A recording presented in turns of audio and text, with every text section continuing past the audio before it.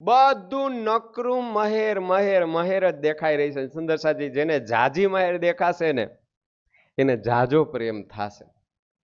અને જાજી મહેર જોવા માટે લાલદાસજી મહારાજની નજર જોશે ને લાલદાસજી મહારાજની નજરમાં એ આવશે કે નવાણું જહાજ ડૂબે તો એમાં એને એની મહેર દેખાશે.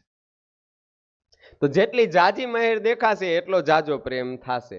હવે જેને કહેર ઇઝ ઇક્વલ ટુ પણ મહેર થઈ ગઈ એના માટે મહેર ઇઝ ઇક્વલ ટુ ઇશ્ક થઈ ગયો, બધું પ્રેમ થઈ ગયું. પછી તો બધું સહજમાં હવે સ્વીકારમાં આવવા માંડ્યું. દયા સાગર સકળ પૂરણ, એક ટીપું નહીં માહે નીર. એ મહેરના સાગરની અંદર હું એમ નથી કહી શકતી. ઇન્દ્રાવતી સખી કહી રહી છે કે હું આ મોહ સાગરમાં છું. એને એમ જ લાગે છે કે હું અહીંયા પણ મહેર સાગરની અંદર જ છું અને એ મહેર સાગરની અંદર એક પણ ટીપું આ મોહ સાગરનું નથી કે ખેલનું નથી, કાંઈ નથી. પ્યોર મહેર સિવાય બીજું કાંઈ વધ્યું નહીં. તો શું થશે?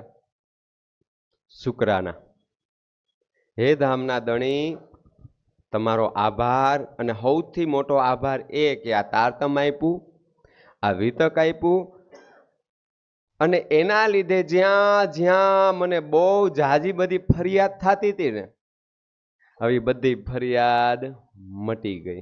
કારણ કે મને શું આપ્યું રાજજી મહારાજે? આ થર્મોમીટર છે. એમ આપણને આ વિતક, આ વાણીના વચનો શું કરી રહ્યા છે?